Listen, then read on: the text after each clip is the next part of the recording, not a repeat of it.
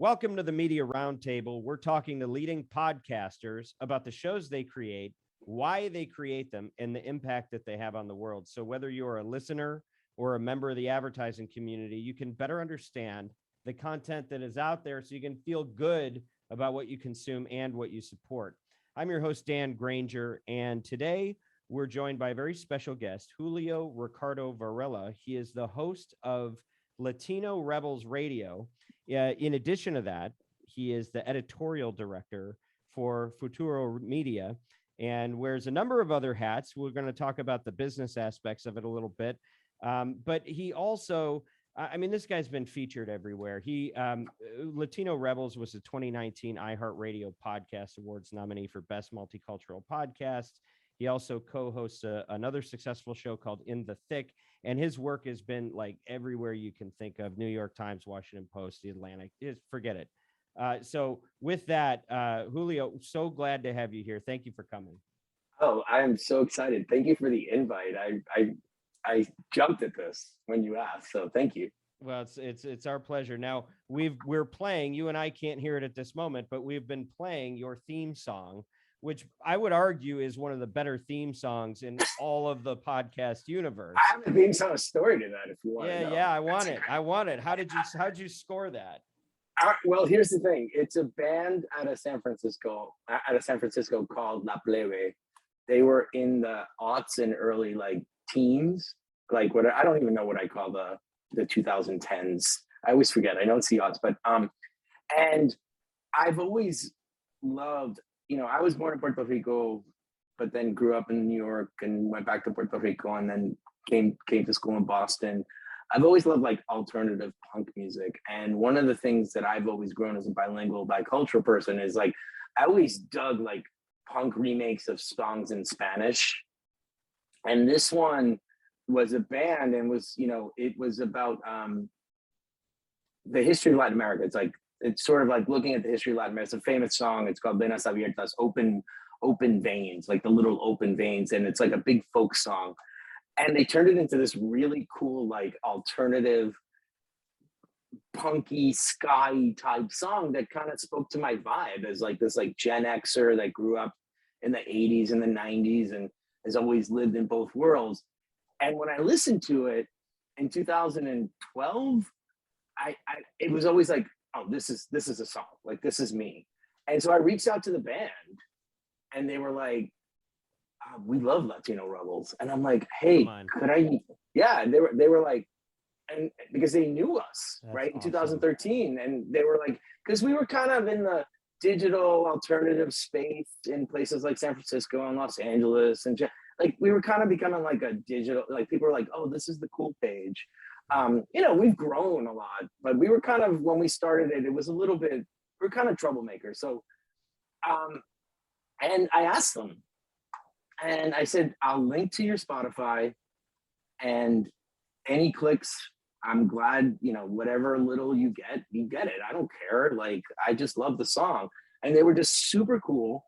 And so we started in 2014 and we started on Blog Talk Radio.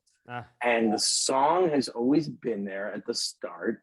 And we used to play it a lot more and then it changed and we turned it into 25-second clip. And they broke up. Oh, and, no. Right. But then out of the blue, I feel bad because we've been doing this for 7 years and I hope they liked it. And it was an email. I didn't sign anything. It's we were just I like your stuff. We like your stuff. I'd love to, so they sent me an email about a year ago because they now have new music and they completely broke the band and they're now doing other things. And they were like, we want to thank you so much for the attention you gave that song because we've been enjoying the success of that song. People, and we're so proud to be associated with your show. And they're the coolest guys. And it was one of those things where it's oh, and they're like, what other music do you want? I'm trying to help them promote other music. But now I don't even think I want to change, as podcasting is so changed, good. Why change it? Yeah, it's it's iconic and it's it's got the right energy, the right vibe. I was just really impressed with that. So good for you.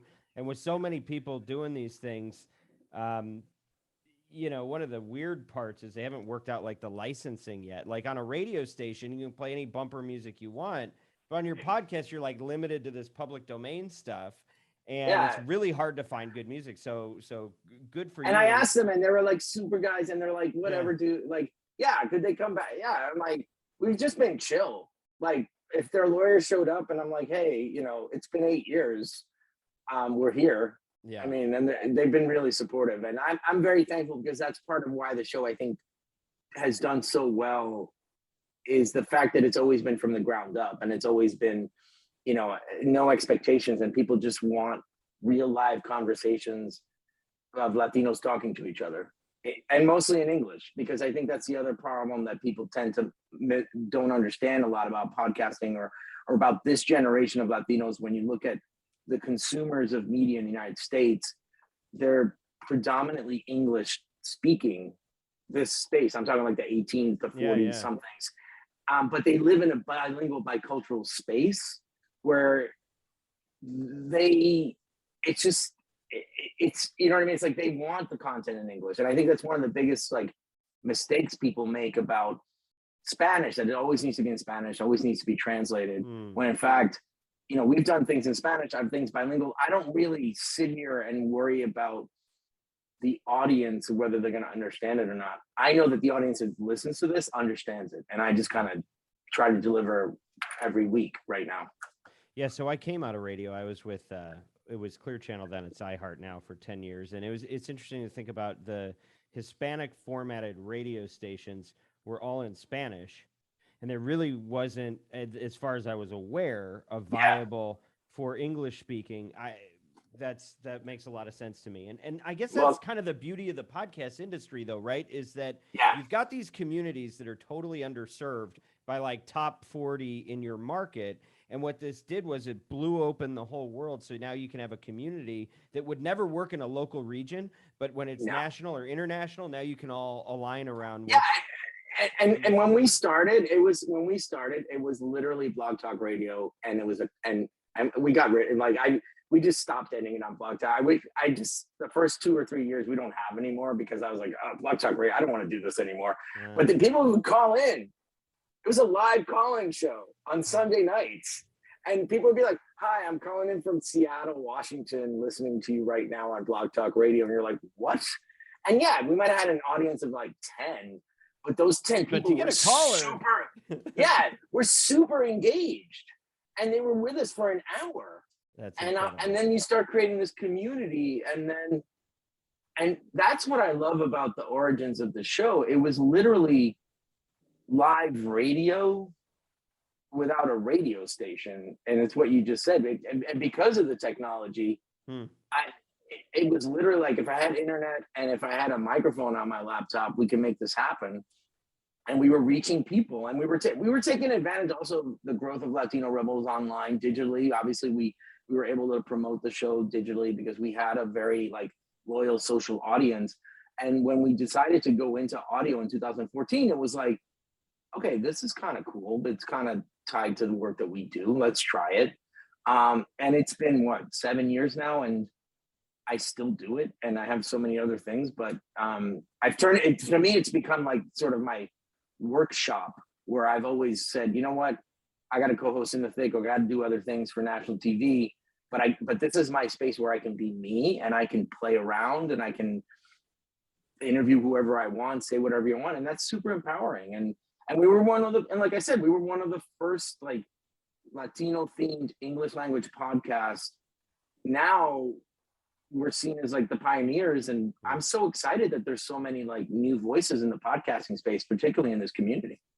But as the industry evolves, it seems like it all continues to feed the kind of flywheel you got going a decade ago. So that's really cool that there's some benefit in sticking around and staying at it. I know a lot of that takes a while. Yeah, you know, I mean, like, think about the early podcasts. You had like Keith and the Girl, and like, you know, like you had all these like people that went all in, but they were a little early, but they didn't necessarily make it to benefit from everything. Yeah, and you have to be hear consistent. That you're doing that. Yeah, and yeah, were there days on a Sunday night at 10, because we used to do Sunday nights at 10, Eastern Standard that I was like, oh, I want to do this. Yeah, yeah. And I had a really cool friend, a producer, Christian Vasquez, Christian Enriquez. Sorry, Christian Vasquez. I'm a Red Sox fan. All of a sudden, I'm thinking of like the Red Sox. Christian Enriquez, who was like out of Arizona, who was like, I want to do this. Let's just do it. But it was the consistency, because that's the other problem in all this. It's like once it's rolling and you want to build this audience, you have to deliver every week.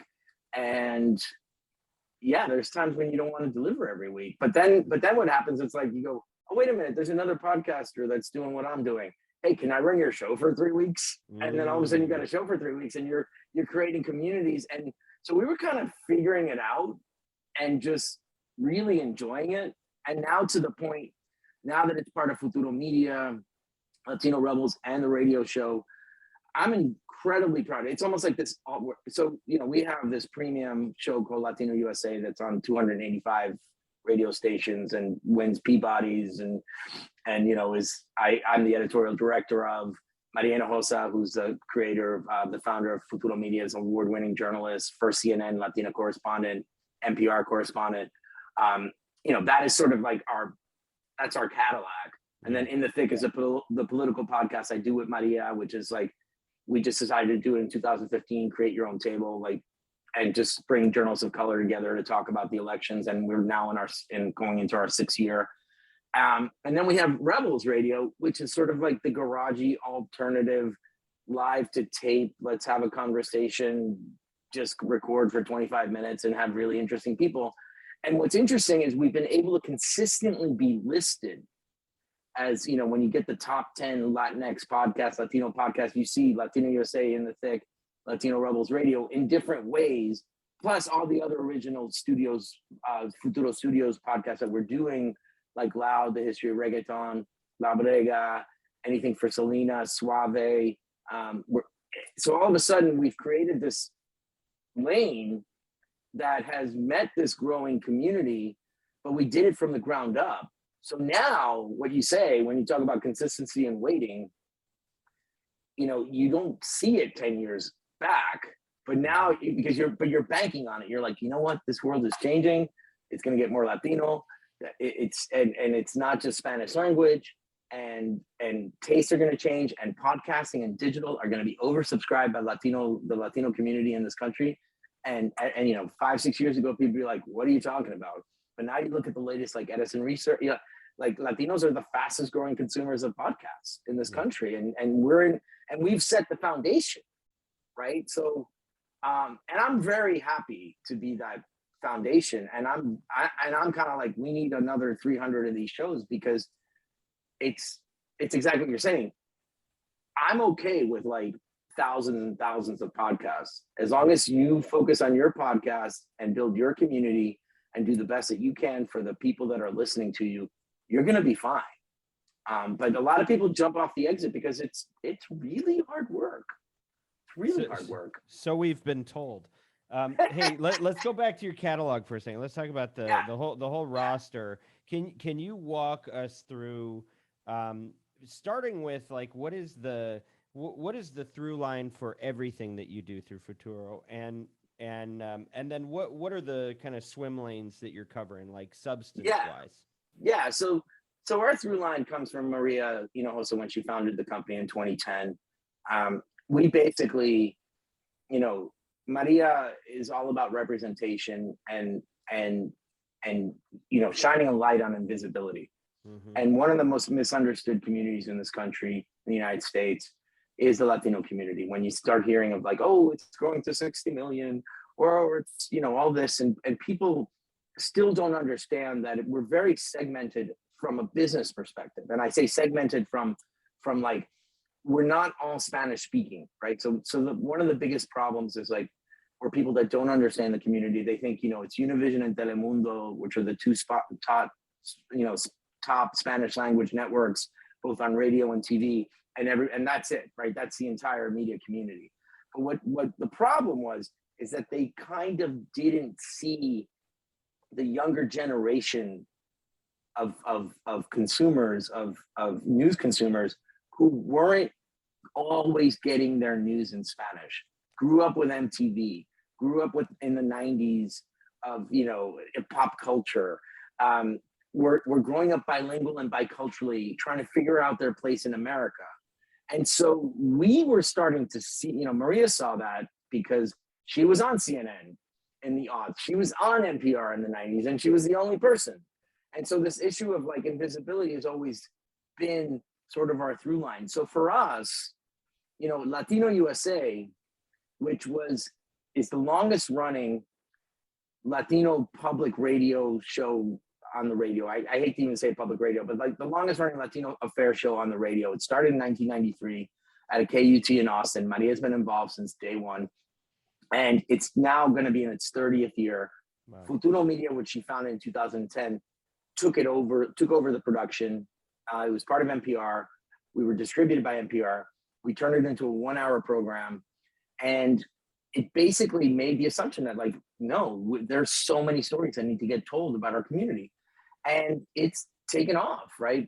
We are now distributed by PRX, which is, you know, I would argue is, you know, in the public media space, there's no one any better. Mm-hmm. And that sort of was the foundation for the rest of what we were doing. So Maria's always been someone who's looked at the changing demographic, the census.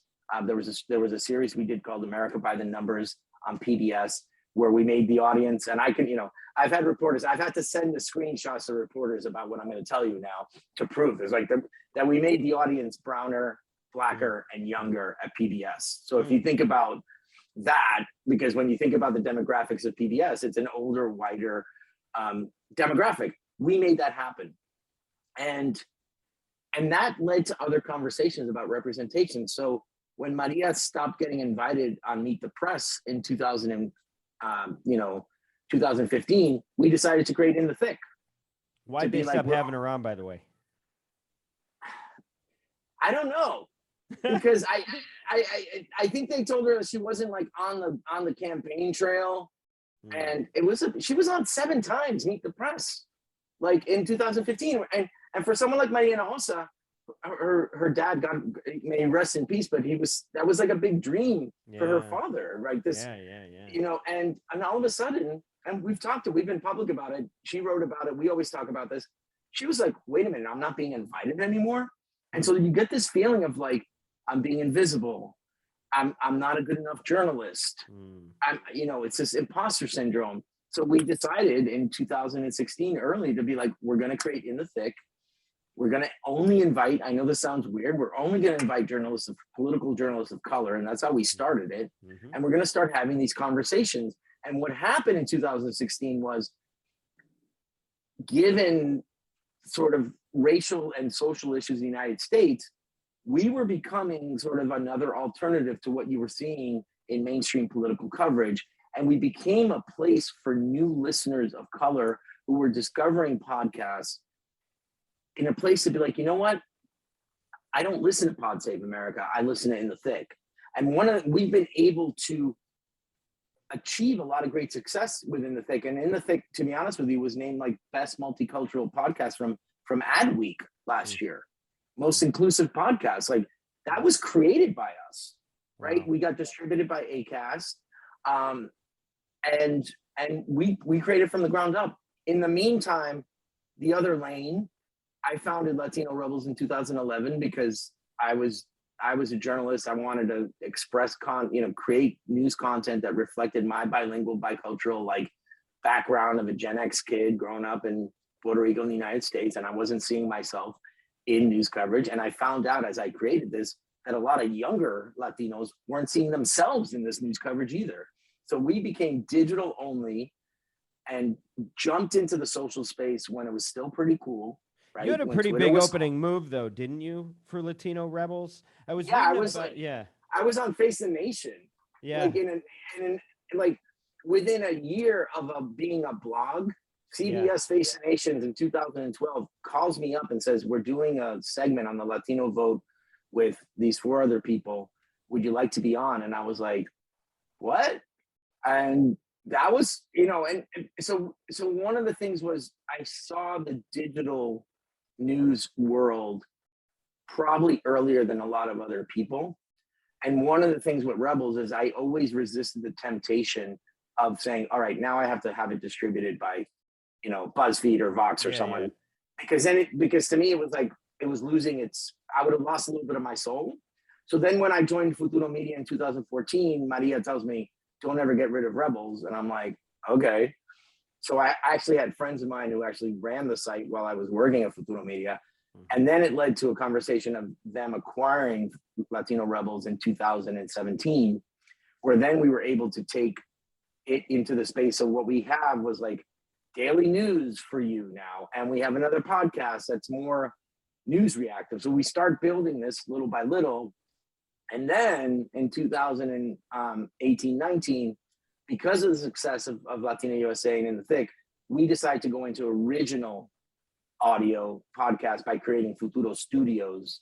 And we just kind of said, this world is changing.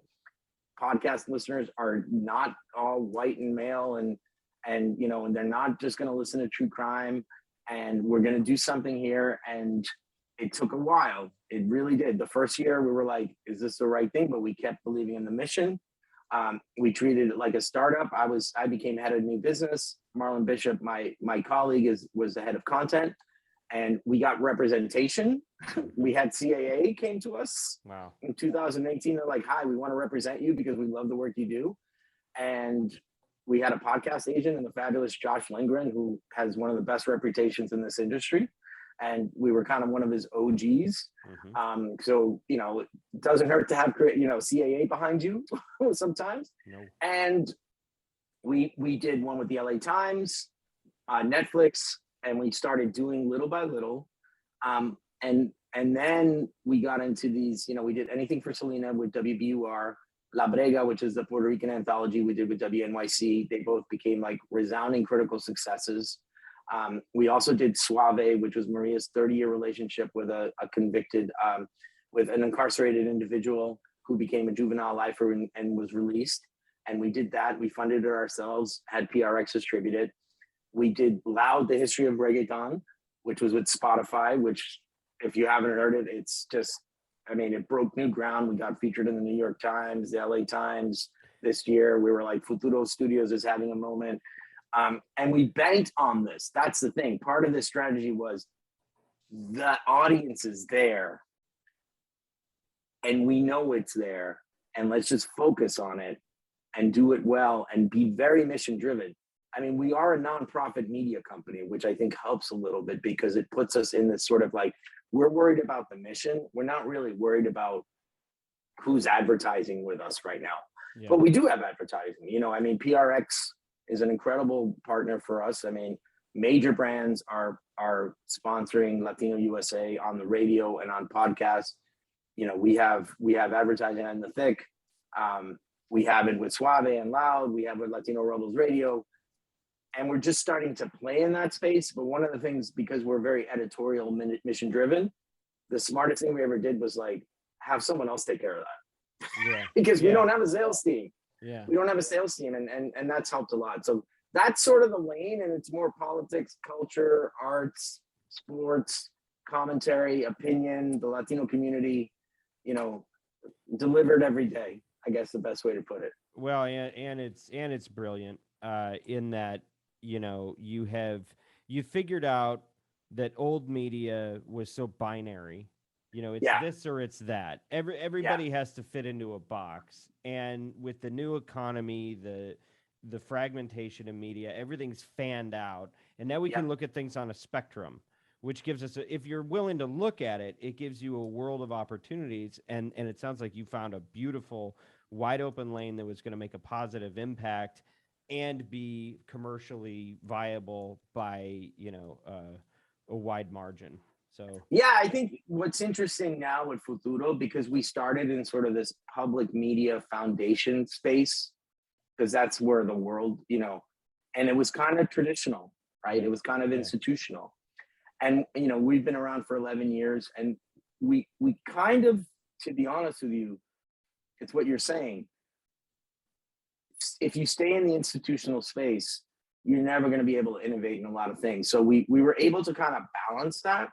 And now what we're seeing is wow, we hit something here that if we didn't take this risk, if we like stayed in the institutional lane as opposed to taking advantage of digital and taking advantage of, you know, how people consume their media and taking a risk there and understanding that audio and podcasts, I mean, we haven't hit the golden age yet. I don't expect it for a while. No. Like, I think this whole notion of like, oh, everything's glutted and it's like you literally have created these amazing communities of listeners that are just, they're fragmented, but they're loyal, right? They're not going, you know, it's like, and that's where we are finding that there's expectations from listeners who consume our media. They're already going, okay, what's the next thing you're doing? Because I want to consume it. So what we're encountering right now is that people associate us with excellent journalism, excellent storytelling, just high quality, and things that we're and in our space every day, we just represent that. And I tell people all the time, I don't care how you find Futuro Media.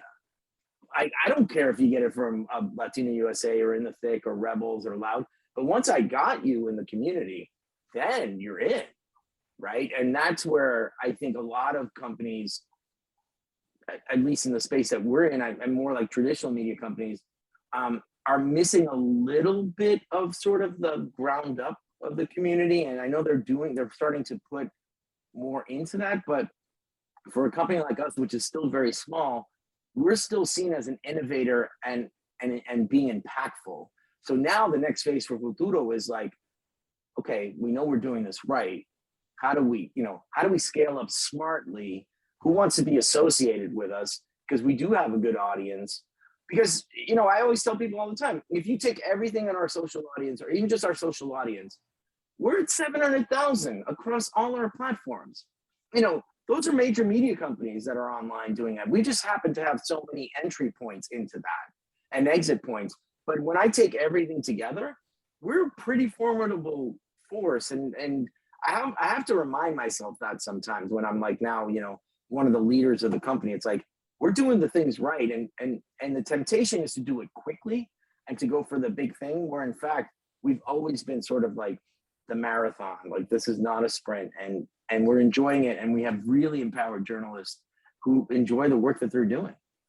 So can you talk a little bit, because we went toward some of the monetization aspects and all that. Can you talk about the stuff that advertisers want to hear about? For example, can you share audience size or anything like that, or sure, or metrics that you guys use to just show that engagement? Because I know that, you know, the affinity within the tribe that you're serving is it's real, it's palpable, it's significant. But you still need how do you substantiate that, right? Yeah. So we'll take, you know, if I took all our podcast downloads right now for the year, it's probably, I'm going to say like 5 to 6 million, Okay. you know, which at least gives you something. Yeah. You know, and one of the things that we're doing is we're looking at all our podcast offerings now and going, why do we have 3 distributors? Why don't we choose one? Because then if we put them all together, then our inventory is like, boom.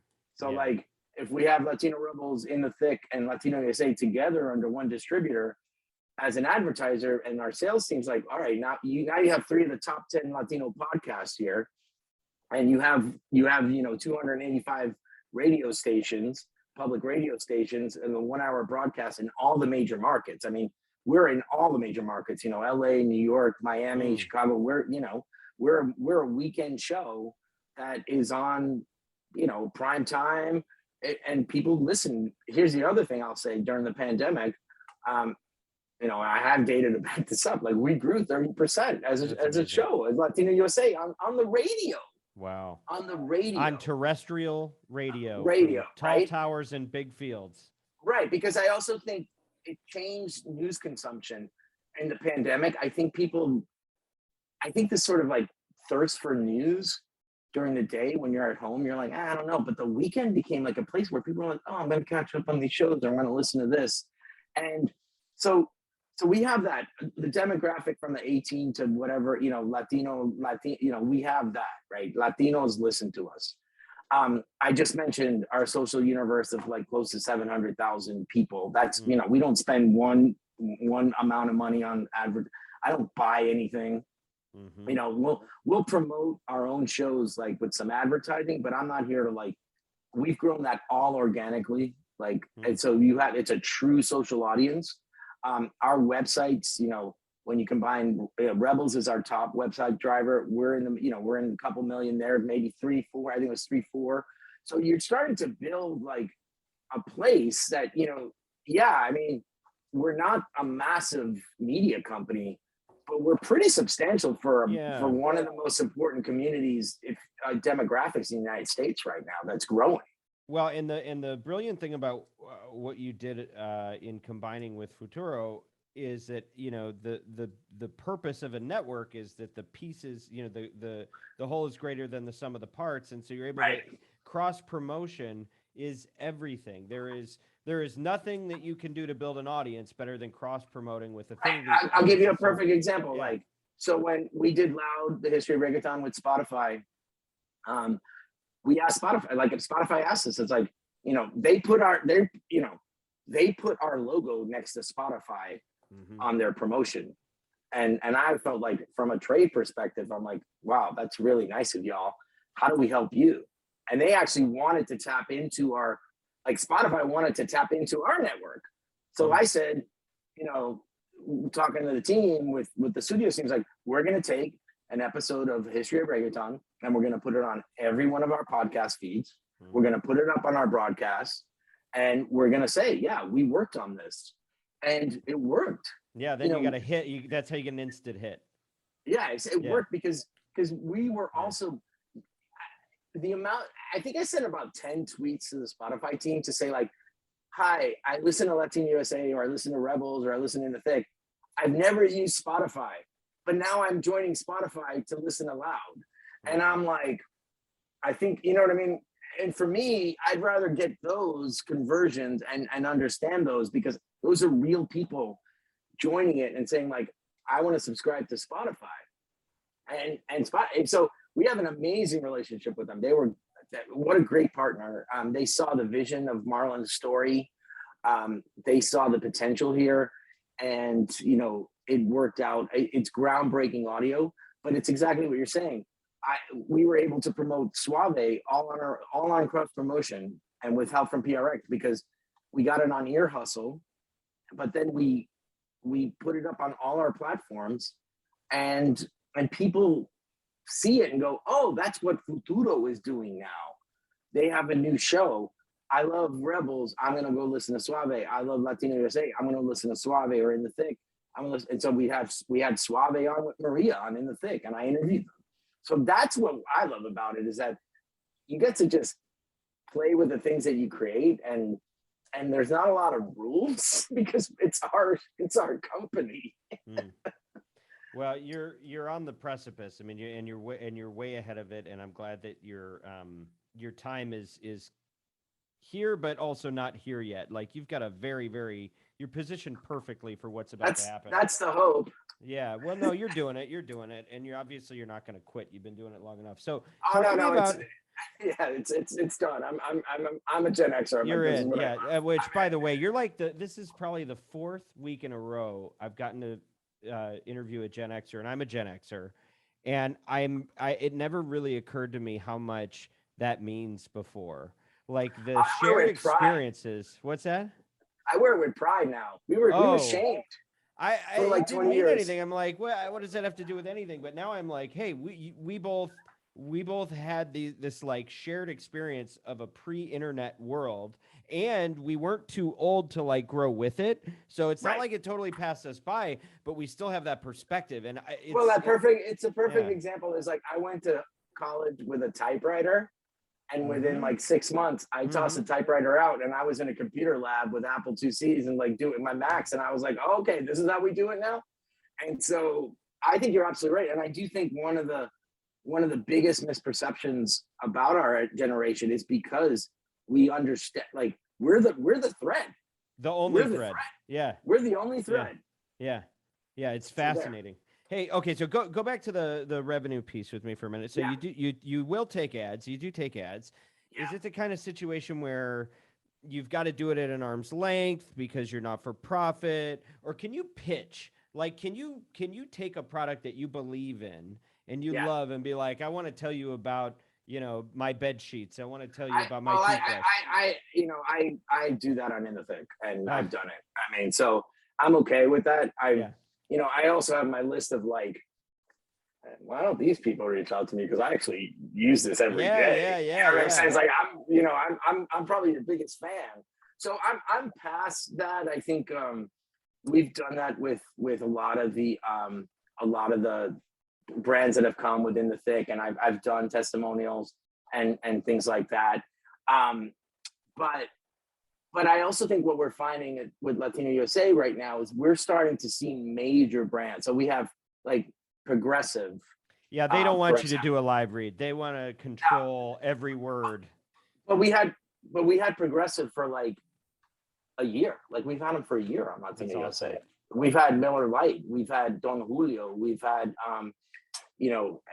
now I can't think of, but what did I just see? Oh, we got Indeed. Like Indeed That's called us us. up. Yeah, Yeah, that's you. yeah. There you go. I like it. Yeah. No, but I was just like, those things matter to us because we do want major brand. I think it's time for major brands to like realize that we're part of the American experience. I don't even say we're the future. We're here now. You have Yeah. consumers. If you're not advertising the Latino space now, and you're not actively doing it, and you're not doing, and what it is, it needs to be authentic, and it just can't be like, here's a translation of Spanish. And if you're not doing it now, and if you're not spending your dollars now, in 20 years, like you're just not going to be relevant. That's just my take as a company, as a brand. Because if you're not looking at your advertising dollars with sort of like the Hispanic space, and not just and the problem with it, because I did I've been doing business since like 1991. The Latino space has always been seen as a secondary market, and what you're seeing now is a shift into it becoming now more of a mainstream market. And it's really hard for advertisers to realize that it's like, yeah, you have to now not only cater to Spanish, you might have an English one, but you might have to do like a bilingual, bicultural campaign now. And like, I take example, like a really good example was Target. Target woke up to that. And I mean, I was watching a Target ad like 3 years ago. I was like, oh my God, like that's my family. Like I don't see them on television. And I think you have to start realizing that it's as segmented as it'll ever be. And that's an opportunity, as opposed to like the monolithic sense of advertising that, yeah, it could have worked maybe like 10, 15 years ago or whatever. Now it's like, you know what I mean? It's like you got to look at the segmentation as a true opportunity, not as like, oh my God, advertising is dead and like it's so difficult. In fact, like you have so many entry points now to places that Yeah.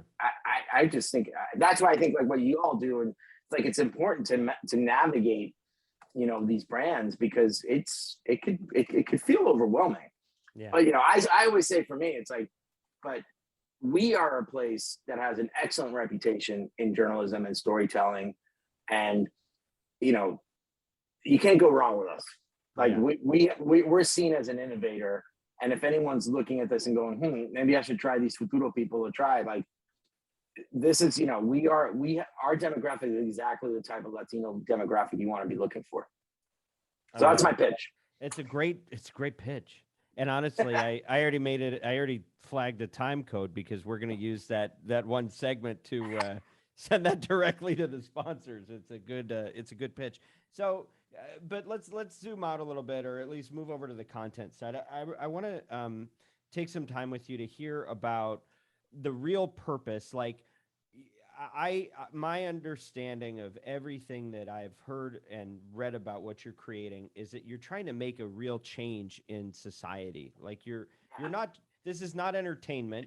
This isn't just, hey, we're going to figure out our, corner of the world, find grievances and exploit the, outrage. It's like, okay, talk to us about what you're trying to do. What is the change you're trying to create? You know, we And what have, are you and it's- rebelling against? well, I think if you asked me that question in 2011, I think I was rebelling against sort of how simplistic Latinos were viewed in this country. And as you saw, a lot of media outlets just really not getting us. Yeah. Right. So that was sort of like the first, so we were kind of like, you know, in the back of the class, we were the troublemaker, like making fun of the teacher and be like, I'm not doing, you know, like, which I personally think at the time when the Latino digital space was growing, we were kind of seen as the troublemakers. So we weren't safe. You know, so you're an advertiser, like you weren't advertising on Latino Rebels in 2014. You were advertising on Fusion, right? The former like Univision, or you were advertising on, you know, those type of places because, you know, we weren't gonna, what sponsors? Are you kidding me? Like, we're not gonna do it. Like, that's a dumb ad. Like, we were those people, right? I think we've evolved in the sense of our mission now is all about representation and solving the diversity issue in media with Latinos and journalists of color. We kind of think we've already solved it, right? And that's the thing. So we get a little bit like, Maria and I talk about it, and when we talk about it all internally, we're like, when people are like, oh, media is not getting diverse, you know, what's the problem? And we're like sitting here going, hi, we solved it. Hi, we're here. And so we're now at this point where it really is about how do we push the representation? How do we get more voices out there?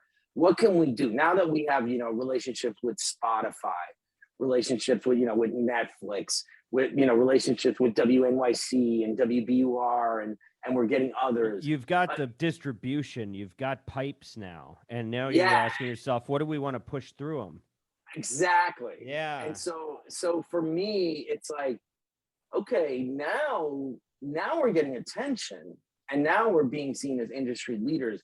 How do we take that mission of us changing the, you know, diversifying media and take it to the next level?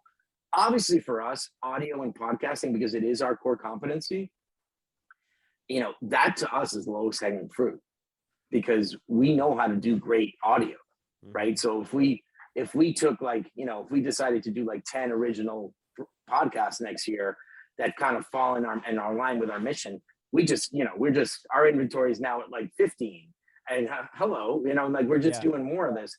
I think the big question for us is we never wanted to be sort of a podcast clearinghouse network. We don't want to be an ad network. We don't want, because that's just not our model, right? I understand that's a model that some companies are pursuing, and also in the Latin space, the Latin American space, the Latino space, that's happening. We don't want to be there, because we just feel like, you know, the best way I can say it's like the HBO model. You know, HBO always said like, we're premium, you know, and you're like, wow, no one's gonna pay for this. You know, it's like, okay, you know, when cable came out, you know, like HBO in the 80s, you're like, whatever.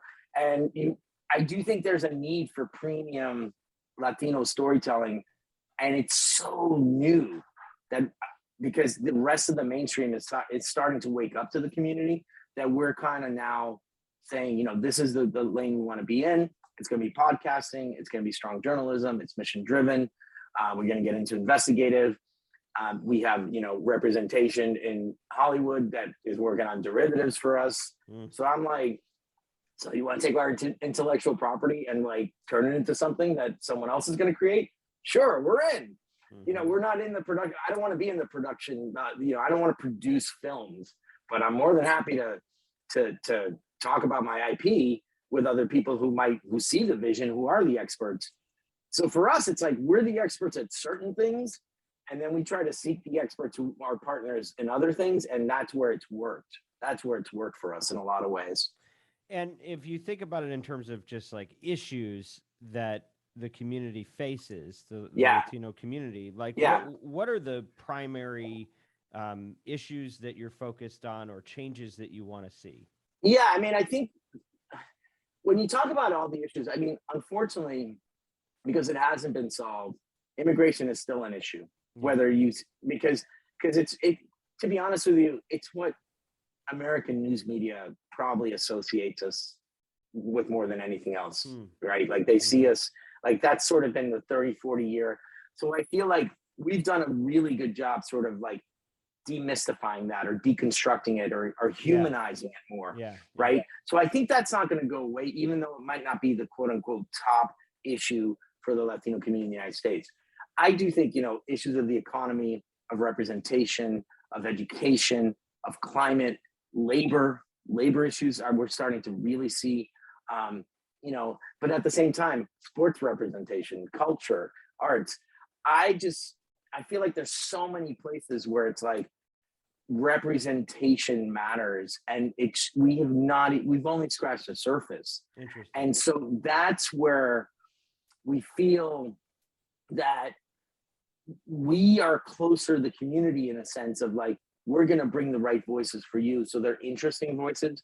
Yeah. In the end, we want to still inform and entertain. I mean, we have a 1 hour broadcast on public radio that, you want to be entertained. So in the sense of information entertaining you, we don't want to we do want to bring delight to people. I do take it, I was really touched by when Oprah magazine listed, I think they listed 5 Futuro podcasts this year about the best Latinx podcast, whatever it was. Yeah. You got them, Latino say, La Verega, but they got to Latino Rebels Radio, my little thing that I did on the side, and they're like, Varela is a curious interviewer who just brings delight to the show. And I'm like, I'll take that. That's great. Because that's exactly what I want. You know what I mean? I just want people I want to bring someone in, I want to make them laugh, and I want to be engaged. I want to be curious. I want to learn from this person. And then I want the listener to get out of a 20-minute conversation that they learned something, but they were entertained. And I don't want to overproduce it.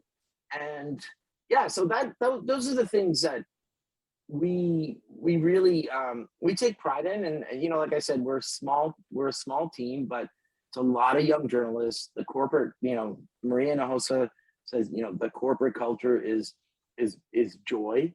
Right. And I'm really, really blessed that I can sort of be a cheerleader for Futuro Media every day, see these amazing young journalists who inspire me every day. Can you imagine if that was the mission of every journalistic institution right now? Oh, man. Can you imagine? I do love a lot of my journalist colleagues. Yeah. They do amazing work. I do think, when you think about the mistake of, this sort of news, just newspapers missing it, this whole internet thing that happened. I mean, that's the other thing about Gen X. We saw that, right? The Drudge Report, early in the day, this isn't something that's invented and new. But I do think the biggest mistake that major newspapers are doing, they're forgetting their audience. They're forgetting that the audience can engage with them, that it's still very top down. Mm-hmm. And I think it's all about digital subscriptions and everything and flash, and they forget that it's you do have these people that are taking the time to consume your media in a space where there's thousands of ways to get your information in 30 seconds, depending on who you are, what you believe in. Mm-hmm. And that's where I think, I just feel like we've lost a little bit of the joy. And I'm just blessed that Maria, we haven't created, we're a journalistic organization that actually truly believes in its people. And that's, to me, it's we get a daily, when we get a daily, we'll share a digital, one of the people that works for me, Luis Luna, shares a digital update of all the things that we do every week. And when you see it together, and you're like, wow, we produced this week. And there's this sort of, there's this feeling of pride. I'm not saying it's not happening in news organizations. I just think they've lost the focus in actual context and political discourse that I just wish that I keep pushing American media to wake up a little bit, but that's what I do. I mean, so our observation, and I know you got to go in a second. So this will be the last thing I ask you about, but it's our experience from the standpoint of people mixed up in the advertising community that there is so much emphasis in media on taking low-hanging fruit and trying to figure out how to either point at fights or pick fights, get people in fights and then point at them to get attention. Because that's the low-hanging fruit, right? Just get people mad at each other, and that's what's going to work. So it's really interesting to hear that rather than divide or exploit, you're focused on joy. And so as a journalist, how do you see that manifesting differently? Well, that's the way we approach it, right? And sometimes it's hard because we are, a Latino majority organization, POC organization, and we're already painted a brush. Like we're in this grand spectrum, it's like we're biased, we're too close to the community.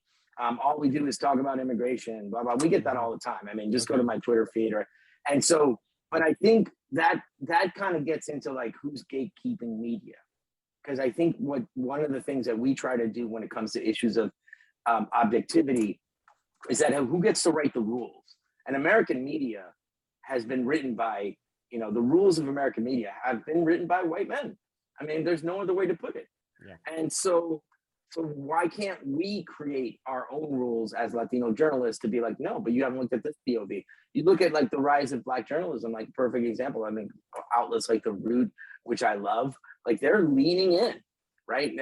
And so I do think it's sort of this reckoning in the media space to be like, what we were told is what makes for excellent journalism has been questioned. And there is media out there that is used to politicize. And, there is this like sense of you have to have two sides to everything. I would argue it's like, do you? Like, what's the other side of racism? I mean, there's racism. I mean, and I do feel like we sell ourselves short in this quest to balance it out. And from an advertising perspective, it's the same thing. It's like when you had a media ecosystem that was just 3 networks and daily newspapers that were the thing. Now where everything gets deconstructed and people can read, hang out with their tribe and be quite successful at it and live their life. Like, what do you do? Right. This whole notion of like taking a stand, I can see why it would freak some people out. But, what I get to my point is like when Latino Rebels was maybe like not seen as advertiser friendly 9 years ago, now we're in this position. You're like, oh, so you're the guys that reach the young people. Oh, okay. Oh, and they're educated. Oh, okay. And they're actively on digital and they're loyal. And I get it now. And it's weird, but we didn't change. Like, I think people are catching up to us. As you know, like, as we're doing this, you can see I'm in the Northeast because of daylight savings time. We've started from the sun to like the sun setting. So it's kind of like a nice, like, cinematic look to this. But yeah, so we just keep at it. We focus on the mission, and I get to wake up every day and just ask myself, how can I help my community? And we're not asking like, where's the revenue coming from? That's always been the second. That's always the second thing. We're starting to see the interest now, and it's great that we've never had to compromise ourselves to see the fruits. That our success is starting to happen, and we haven't had to compromise who we are, and that's something we're really proud of. Well, it's a beautiful story and a really smart opportunity that you've created for not just yourself and your team, but for businesses and advertisers. What a great thing to be a part of. So thank you for talking to us. I hope we can do it again and get even deeper into some of this stuff. But it's a great first pass, and I'm really we'll bring cassettes the next time. We'll bring cassettes and our Walkmans. I'm ready for that. I'm ready for that. All right, man. I got the Betamax queued up. I'll see you later. Take care. Bye-bye. This show is dedicated to advancing our mission of mobilizing marketers to promote truth and civility in journalism. We value clarity, truth, fairness, respect, de-escalation, and tolerance, and we invite you to engage with us at MediaRoundtable.com. Now, if you found the show helpful and you're committed to our cause, please follow us on iTunes, Spotify, YouTube, or wherever you listen. It's always free. And if you're a marketer looking for support to live this stuff out, you can get in touch with our agency, Oxford Road, by visiting oxfordroad.com and subscribe to our weekly newsletter, The Influencer. Special thanks to Bianca, Jennifer, Kyle, and the team at Podcast One. And as always, influence responsibly.